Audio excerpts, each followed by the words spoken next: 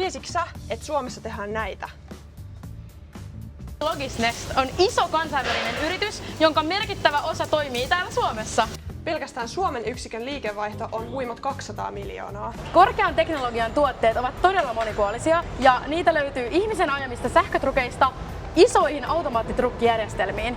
Ja hei, erilaisia trukkivaihtoehtoja löytyy jopa 58.